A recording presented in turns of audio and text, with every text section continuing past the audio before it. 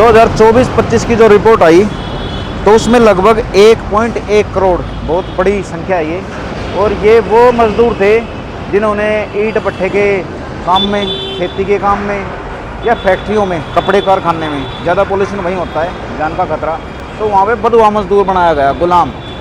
इनको आप नए ज़माने के गुलाम कह सकते हो या किसी भी तरीके से। और अभी गाज़ियाबाद में, फरीदाबाद में जब एक छापा मारा गया एक NGO द्वारा, तो ऐसे मज़दूर लगभग 12 मज़दूर मुक्त कराए गए जो 1.5-2 साल से वहाँ पे 24 घंटे काम करते थे बगैर किसी तनख्वाह के। तो दोस्तों ये बहुत बड़ा कलेश है। और इन 1.1 करोड़, कितनी बड़ी संख्या होगी समझ लो।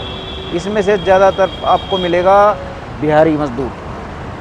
बिहारी मज़दूर पे मैं क्यों आपका ध्यान दिला रहा हूँ वो बताता हूँ कि कहीं भी देख लीजिए 80% और 60% के बीच में आपको बिहारी मज़दूर ज़रूर मिलेगा। अब ये कहाँ गायब हो जाते हैं, इनको ढूंढने वाला कौन है कौन नहीं है, इनको कोई ढूंढता भी है या नहीं। सिर्फ 12 मज़दूर पकड़ने से क्या होगा, जगह जगह गुलाम है ये। फरीदाबाद में भी हैं ये, गाज़ियाबाद में भी हैं ये, दिल्ली में भी हैं, हरियाणा में भी, यूपी में भी और पंजाब में भी। कानूनी केस चलते रहते हैं, इनके घर वाले ढूंढते रहते हैं, लेकिन इनके लिए आवाज़ उठाने वाला कोई नहीं है। इनकी आप शक्ल देखिए कि ये कहाँ से आते हैं, किस तरह ये काम करते हैं, नहाना धोना, क्या इनको टाइम मिलता है इतनी मजदूरी के बाद, खाना पीना कैसा होगा इनका रहना सहना कैसा होगा। तो दोस्तों इनकी शक्ल देखिए और समझिए। जब से मैंने बिहारियों पे कवरेज शुरू करी है, तो जब कमेंटबाजी में जो बकलौल आते हैं वो सिर्फ ये बात करते हैं कि भाई बिहारियों पे तू आवाज़ मत उठा क्योंकि तू एक जाट है, तू एक हरियाणा का है, वो इन चीज़ों में फंसते हैं।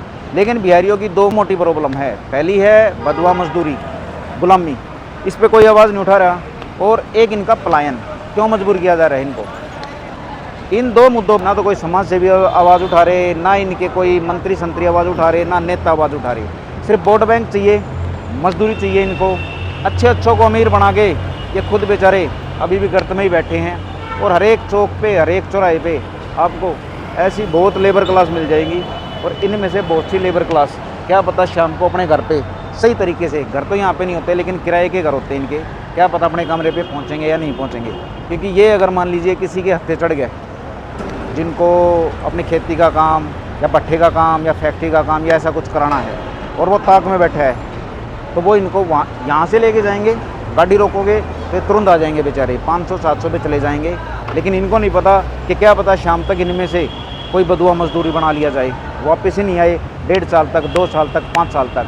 किसी के पास NGO पहुंच जाते हैं, किसी के पास नहीं पहुंचते, लेकिन परिवार ऐसे ही भटकते रहते हैं इनको ढूंढने के लिए। इस मुहिम में मेरी मदद कीजिए। आपको इस बारे में कोई जानकारी हो, कोई ऐसी घटना हो तो ज़रूर कमेंट बॉक्स में बताइए दोस्तों।